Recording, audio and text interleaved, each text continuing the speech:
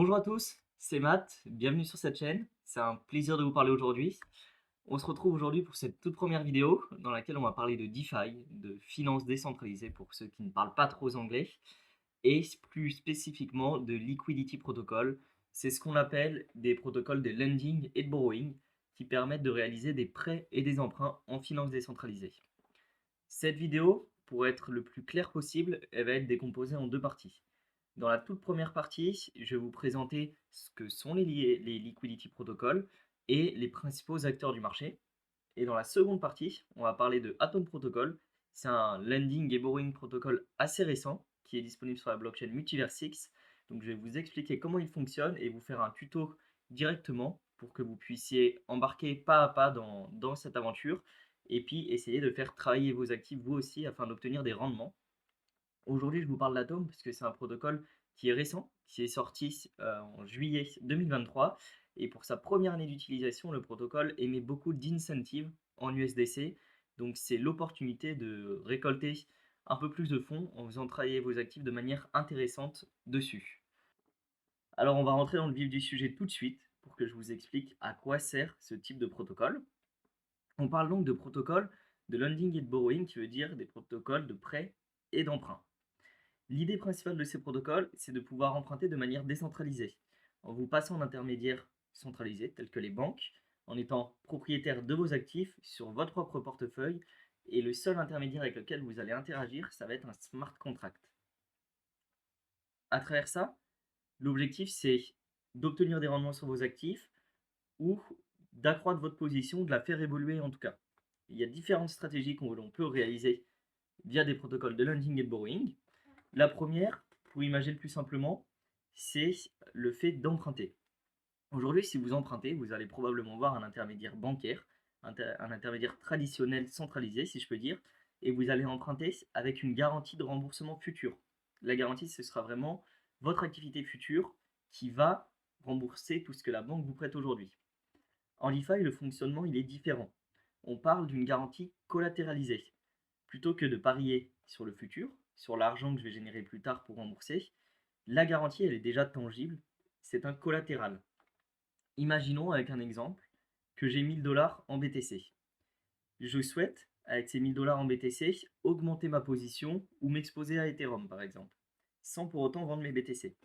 Donc je vais sur un protocole de lending et de borrowing, je dépose ces 1000 dollars en BTC et grâce à ça, je fais un emprunt de 500 dollars avec lesquels j'achète de l'Ethereum. Ça m'aura permis de garder mes BTC et pour autant de prendre une position sur Ether car j'imagine et je spécule sur la variation de prix de l'Ether à l'avenir. Là, mon emprunt il est collatéralisé. Ça veut dire que je vais devoir rembourser à un moment cette dette et si je ne la rembourse pas, le protocole va me liquider. Imaginons que demain, donc j'ai emprunté 500 dollars en stablecoin, et ben mes 1000 dollars en BTC divisent par 2. Le BTC chute et mes 1000 dollars tombent et ne valent plus que 500. Le protocole va donc me liquider. Il va garder mes 500 dollars en BTC. Moi, je vais garder mon emprunt que j'ai réalisé, mais j'aurai perdu mon collatéral. Il faut bien mesurer le risque quand on fait ce type d'emprunt. Je vais donc aller sur AAV, les déposer et obtenir peut-être 1, 2, 3% de rendement par an sur mes actifs sans pour autant prendre le risque d'emprunter derrière. Il y a différentes stratégies possibles avec ce type de protocole. C'est pour ça que je vais vous les expliquer petit à petit dans cette vidéo pour que vous compreniez bien les risques et les avantages de chacune d'entre elles. Alors globalement, si on veut faire un tour de l'écosystème des protocoles des lending et de borrowing, c'est assez simple, c'est un marché qui est très polarisé. En gros, chaque blockchain aujourd'hui a son protocole leader.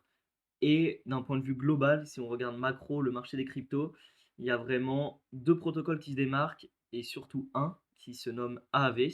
AAV, c'est aujourd'hui le leader sur les blockchains EVM compatibles. Et là, on peut le voir, donc je suis sur un site qui s'appelle DeFi Lama, qui vous permet de retrouver toutes les différentes applications liées à la finance décentralisée. Et on voit que sur les protocoles de lending et de borrowing, AAV est leader sur la plupart des blockchains.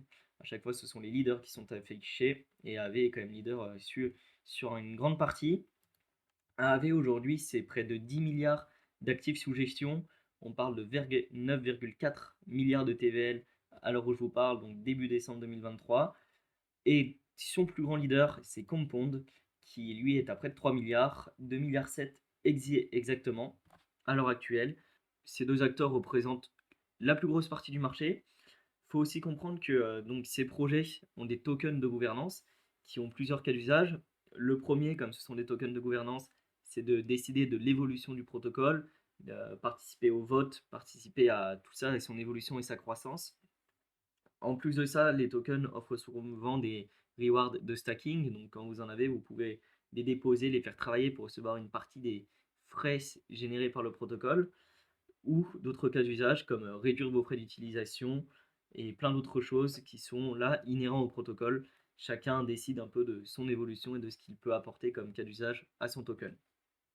Donc voilà globalement pour ce marché. Ça c'était les leaders que l'on connaît aujourd'hui. Nous on va rentrer dans le vif du sujet en parlant de Atom et en faisant ce petit tutoriel pour vous guider pas à pas dans son utilisation. On va donc tout de suite passer à Atom Protocol, qui est le Liquidity Protocol leader sur la blockchain Multiversix. Je vais vous expliquer étape par étape tout ce que l'on va faire pour que vous le compreniez bien. Dans un premier temps, on va parler de liquid stacking, pardon. Et pour imager ça, j'ai fait des schémas.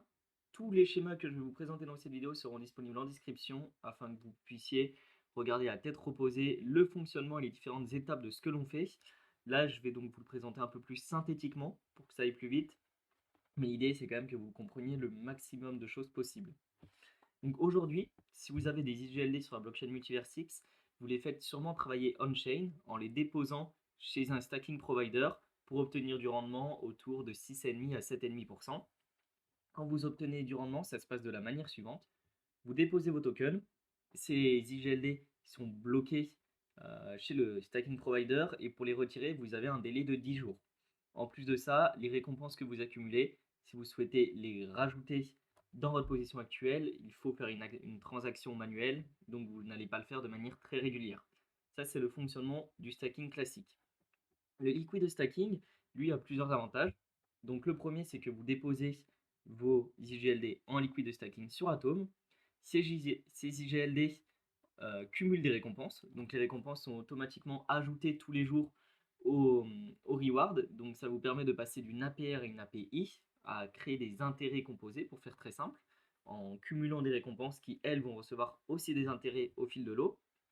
Et en plus de ça, l'avantage principal du liquid stacking, c'est plutôt que vos IGLD soient lock dans un contrat et que vous ne puissiez pas y toucher, ils vont être représentés par un actif liquide qui s'appelle le SIGLD que l'on voit à l'écran, qui lui peut être utilisé en DeFi, peut être utilisé pour acquérir des NFT, peut être utilisé pour de nombreux cas d'usage.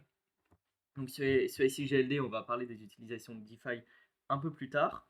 Et pour vous expliquer très simplement comment il marche, le SIGLD, c'est un token qui va se valoriser en quantité d'e-gold au fil du temps. Quand Atom Protocol a été lancé, donc mi-juillet 2023, vous pouviez stacker vos IGLD pour un SIGLD. On parle d'une paire de 1 pour 1 parce qu'il n'y avait pas de reward encore dans la pool représentée par ces SIGLD. Mais au fil du temps, la valeur des SIGLD va augmenter. Donc imaginons que vous ayez stacké 100 IGLD le 15 juillet, c'est la sortie de Atom. Vous avez obtenu 100 SIGLD. Si les rewards natifs du réseau sont autour de 6,5% par an, et bien ça veut dire qu'au bout d'un an, un SIGLD vaudra 1,065 e-gold. Le SIGLD vaudra plus cher parce qu'en fait, face à l'e-gold, parce que sa taille en e-gold, elle aura augmenté. Donc vous allez détenir la même quantité de SIGLD, sauf que quand vous allez repasser par Atom pour récupérer vos e-gold sous-jacents, vous en détiendrez plus. Ça, c'est le principal avantage. En plus d'être liquide, et bah, la position s'accumule petit à petit, vous n'avez rien à faire et votre position croît au fil du temps. Pour utiliser le liquid stacking, c'est très simple. Vous allez sur Atom, on va aller sur le protocole de liquid stacking. Là, je suis connecté avec un wallet. J'ai mis 2 IGLD sur ce wallet pour vous expliquer comment ça marche. Vous allez ici, vous voyez que les rewards de stacking, elles sont de 6,34%. Vous pouvez choisir SIGLD, stacker vos 2 e-gold que vous avez, et les stacker ici. Ils seront donc mis en SIGLD et travailleront à 6,34% par an. Ce que je vous invite à faire, c'est directement de les mettre en HSIGLD. Ça vous permet d'obtenir jusqu'à 12% de récompense par an. Donc vous mettez en HSIGLD, vous cochez cette case et vous stackez. Je vais vous expliquer juste après pourquoi il vaut mieux faire ça. C'est plus simple. Moi, je vais le faire par ici pour expliquer étape par étape le process. Hop, donc je le fais. Je valide ma transaction et j'attends qu'elle passe. Et on va direct passer à la partie lending pour vous expliquer la suite de la démarche. On vient donc de déposer nos e-gold en liquid stacking pour obtenir des SIGLD. On voit qu'ils sont bien ici dans mon wallet, j'en ai presque deux. Et là, ce sont mes autres positions donc, qui sont actuellement vides. Donc avec ces SIGLD, maintenant l'idée c'est d'obtenir encore plus de rendement. Aujourd'hui on obtient 6,3%, c'est le rendement on-chain de stacking d'e-gold, mais nous on veut aller plus loin en prêtant via le protocole de lending et de borrowing. Donc vous, si vous avez fait comme moi, vous devez avoir aussi des SIGLD ici. Si vous avez cliqué directement sur l'onglet HSIGLD, vous avez un collatéral ici qui est noté activé et une position notée. J'espère que vous avez fait ça, c'est plus simple et sinon on va le faire étape par étape pour bien que vous compreniez. Donc dans un premier temps, ce que je vais faire, c'est que je vais fournir mes SI Gold au protocole pour les prêter et que des personnes en face puissent les emprunter. Là, je suis en train de fournir mes SI Gold, la transaction est en train de passer. Ça veut dire que je les mets sur le protocole et des personnes qui vont vouloir les emprunter derrière pour s'exposer à cet actif vont me payer des intérêts. Les intérêts actuellement, ils sont de 0,26%. Donc ces 0,26%, ils s'ajoutent aux 6,3% que j'ai précédemment via le stacking on-chain.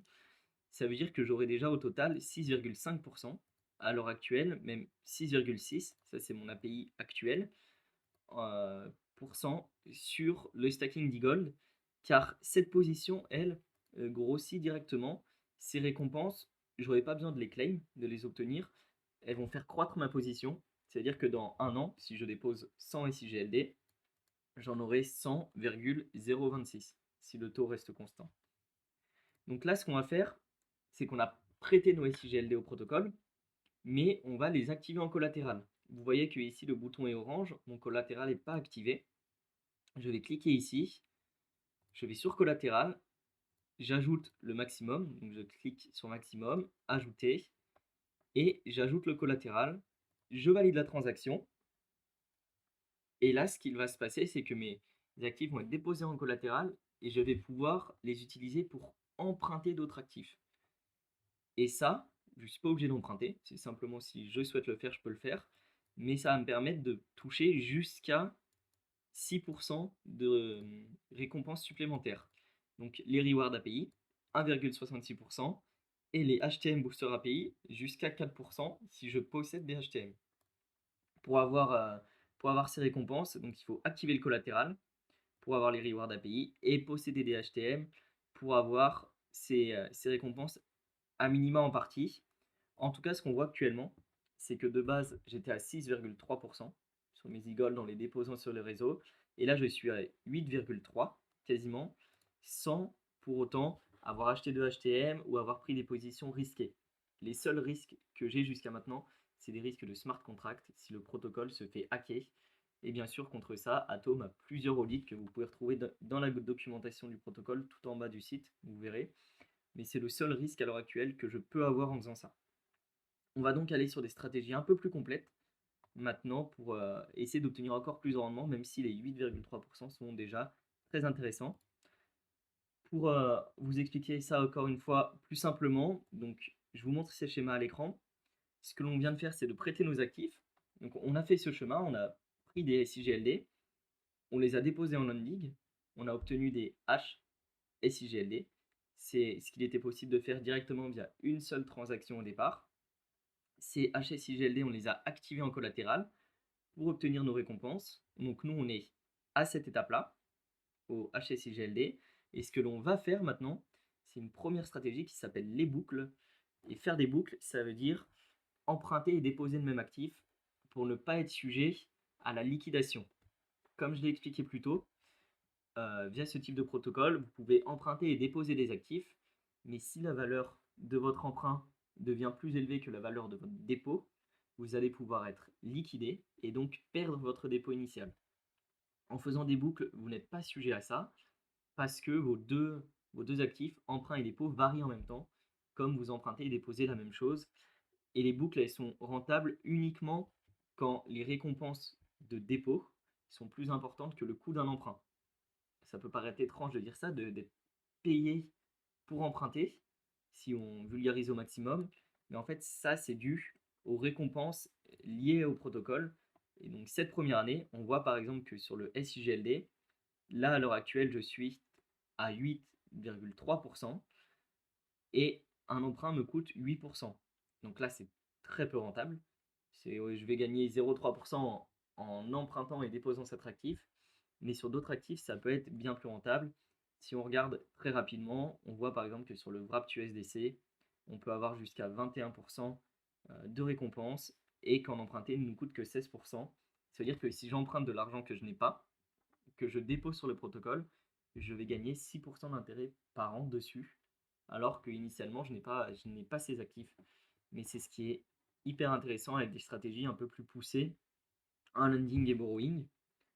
Donc pour revenir à notre schéma, nous sommes ici, on va donc emprunter des SIGLD parce que les récompenses de prêt sont supérieures aux récompenses d'emprunt.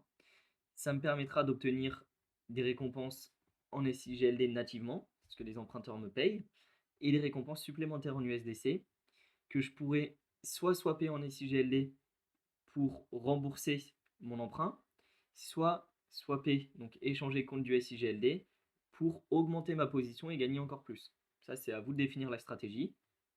Donc là, très simplement, je vais sur Atom, je vois que ma capacité maximale d'emprunt est ici. Au maximum, je peux emprunter 72 dollars car j'en ai déposé 99. Si j'emprunte plus que ça, je suis liquidé. Donc, en gros, je ne pourrais pas emprunter plus que 72, mais si j'emprunte par exemple 60 dollars et que la valeur de mon emprunt augmente, si j'achète un actif qui augmente, et bah, je vais être liquidé. Là, ça ne peut pas arriver, comme c'est une boucle, et la valeur de mon actif et de mon dépôt va augmenter en même temps. Donc, ma borrow limit va elle aussi augmenter en même temps. Donc, pour emprunter, très simple, je clique ici. Soit j'emprunte le maximum, je vois que ça peut être 1,15 SIGLD selon ma position, mais je vais en emprunter qu'un seul. Ce sera plus simple que vous compreniez. Et ce sera plus lisible. Donc là, j'emprunte un SIGLD. J'attends que ma transaction se valide. Et ce que je vais faire par la suite, je vais le redéposer ici, le déposer en lending, activer le collatéral et donc gagner 8,3% par an d'intérêt dessus pour ce qu'il me coûte ici. Ça me fera une légère plus-value. Je vous invite à utiliser cette technique sur des actifs quand, bien sûr, c'est rentable, mais restez prudent, n'approchez quand même pas trop la borrow limit. Il peut toujours avoir des risques d'utilisation du protocole. Donc voilà pour la première stratégie. Alors on vient de voir ensemble comment faire des boucles sur Atom afin d'obtenir plus de rendement et en prenant le minimum de risques possible avec nos actifs. On va maintenant regarder comment prendre des positions longues ou short, c'est-à-dire des positions à la hausse ou à la baisse grâce au protocole. Pour commencer, on va parler de la position longue. Donc une position longue, c'est qu'on estime que le prix d'un actif va monter. Et pour cet exemple, on se base sur les gold, comme on est sur la blockchain Multiversix, ce sera plus simple. Par rapport à là où nous en sommes, nous sommes toujours ici. Nous avons nos SIGLD déposés sur le protocole et le collatéral activé. Donc nous sommes ici.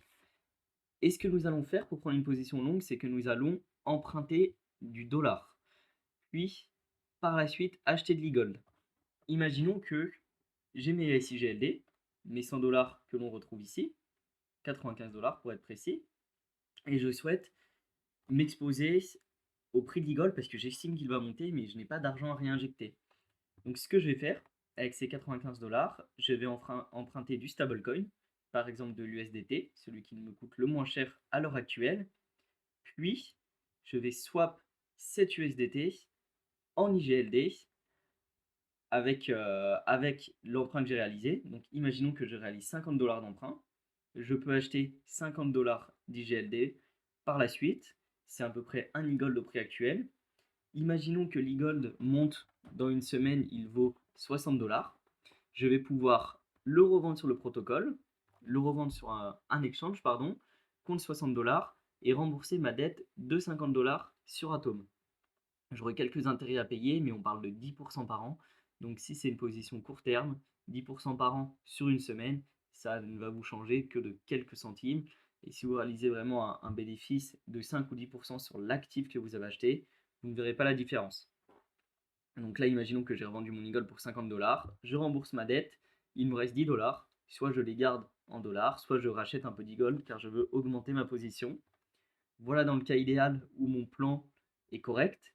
Par contre, à l'inverse, si mon plan n'est pas bon, si j'ai une dette de 50 USDC sur le protocole, j'achète de l'Eagle et celui-ci baisse, demain il se retrouve à 40 dollars, je décide de prendre ma perte, de couper ma position, je ressors, et là, je vais donc devoir rajouter 10 dollars de ma poche, donc probablement enlever du collatéral puis le vendre pour rembourser mon prêt. Il faut bien garder ça en tête, hein. Si vous pariez à l'inverse du marché, vous pouvez vous faire liquider. En plus de perdre de l'argent, vous pouvez vous faire liquider. Donc, soyez prudent quand vous prenez des positions longues ou short. Voilà pour la position longue. On emprunte du stablecoin, on achète un actif en espérant qu'il monte, puis ensuite on le revend s'il a monté et on rembourse notre dette. Donc la position short, c'est l'inverse de la position longue. On a ici une représentation avec ce schéma. Donc je suis toujours à cet endroit. J'ai mon collatéral en HSI-GLD. Je vois que l'E-Gold, j'estime qu'il va baisser. Il est actuellement à 50 dollars. J'estime qu'il va tomber à 40. Donc ce que je vais faire sur le protocole, je vais emprunter un E-Gold pour un équivalent de 40 dollars. Cet E-Gold, je vais ensuite sur un exchange et je le revends. Je touche 50 dollars et il s'avère que j'ai eu bon. L'E-Gold baisse en prix, il arrive à 40 dollars. Je retourne sur cet exchange, je reçois mes 50 dollars que j'ai obtenus contre de l'E-Gold et là j'obtiens à peu près 1,25 IGLD. Je rembourse donc ma dette qui était d'un E-Gold et il me reste 0,25 IGLD. Soit je les garde pour augmenter ma position, soit je les reçois en dollars et puis j'aurai davantage de dollars. Donc voilà les bénéfices si tout se passe bien. Et comme d'habitude, à l'inverse, si j'ai une dette en IGLD, puis je le swap contre du dollar, en fait cette dette elle va toujours être en e-gold, mais si demain son prix monte plutôt qu'il ne baisse, je vais toujours avoir une dette d'un IGLD, mais elle coûtera peut-être 60 dollars à rembourser, et donc là je vais devoir réinjecter de ma poche. Donc globalement, ces stratégies longues ou short, ça vous permet d'augmenter votre exposition au marché, mais il faut être bien prudent. On n'est pas trader, on ne devient pas trader en 3 jours. Donc soyez prudent, profitez de ça si ça peut vous être utile, mais ne vous faites pas liquider et calculez bien la taille de vos positions avant, c'est le plus important. Le dernier module dont on va parler, c'est le HTM Booster qui vous permet d'augmenter vos récompenses sur le protocole. HTM, c'est le token de la plateforme Atom, comme le AAV pour AAV Protocol, le Comp pour Compound. Il vous permet d'avoir divers avantages sur la plateforme, la gouvernance, qui est l'avantage principal, et des rewards boostés, donc qui sont très intéressantes sur le protocole. Pour ça, c'est très simple. Le module est ici. Vous cliquez dessus, et à partir du moment où vous possédez des HTM, vous pouvez les stacker dans ce module et augmenter vos récompenses. Dès que vous posez un seul HTM, même moins, dès que vous posez des poussières d'HTM, vos récompenses vont augmenter et elles atteindront leur niveau maximal lorsque vous déposerez au moins 10% de votre position totale dans ce booster. Pour illustrer ça, on voit que j'ai 95 dollars d'actifs sur le protocole, donc on le voit ici. Ma supply balance totale est de 95 dollars. Ça veut dire que si je veux avoir les APR maximales sur cet actif, donc qui sont de 11,9%, actuellement je suis à 8,2 mais je peux monter à 11,9. Pour atteindre ces 11,9%, je dois déposer au moins 10% de ma position en HTM, donc au moins 9,5 dollars de HTM. Je n'en ai pas sur le wallet, mais si j'en avais, j'irais ici. Je cliquerai là, donc je déposerai la quantité que je veux. On voit que le maximum, je peux le faire avec la barre ici, 100%, quand je dépose 3,6 HTM pour un peu plus de 9,5 dollars. Donc 9,5 dollars exactement. Et mes rewards vont augmenter à 11,96%. Donc ça, c'est un module qui est très utile. Je vous invite, si vous avez des HTM, à les faire travailler. à les déposer ici pour obtenir davantage de récompenses. Et en plus de ça, actuellement, Atom a mis en place un airdrop que l'on peut farmer pour obtenir 500 000 dollars de Hush, qui sera le stablecoin natif du protocole.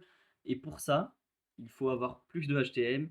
Vous serez éligible à l'airdrop si vous avez au moins 20% de votre position en HTM. Donc pour une position comme la mienne, on parle plus de 9,5 dollars, mais de 18 dollars ou plus de atomes déposés qui me permettront d'obtenir une partie des 500 000 dollars d'airdrop à récupérer. Voilà globalement pour le fonctionnement total d'Atom, du lending, du borrowing, du Hush via l'airdrop de Hush. Donc l'airdrop aura lieu une fois que le token sera disponible sur la plateforme. On parle globalement de fin du premier de Q1 2024, donc du premier quart de l'année 2024. À ce moment-là, vous pourrez donc réclamer vos Hush et aussi en minter sur le protocole, comme ce sera le premier stablecoin natif de la blockchain. J'espère en tout cas que vous avez bien compris le fonctionnement d'Atom. Si je dois parler simplement de la suite, Atom va implémenter de diverses choses, le Hush qui est la principale, et aussi Atom travaille sur Saul. Saul, c'est un protocole révolutionnaire qui se veut être de manière très synthétique un agrégateur cross-chain de lending et borrowing protocol. Donc, ça fait beaucoup de mots qui font peur, mais pour le faire le plus simple possible, c'est un projet qui vous permettra de déposer vos actifs sur n'importe quelle blockchain en lending. Donc par exemple sur Multiversix, vous déposerez vos actifs et d'emprunter sur une autre blockchain, par exemple sur AAV, sur Ether. Ça vous permet de profiter des meilleurs rendements sur les différentes blockchains et aussi d'éviter le risque de wrapping de tokens. Par exemple, si vous êtes sur Multiversix et vous achetez du wrap Ether, vous possédez une exposition à l'Ether, mais c'est un token wrappé.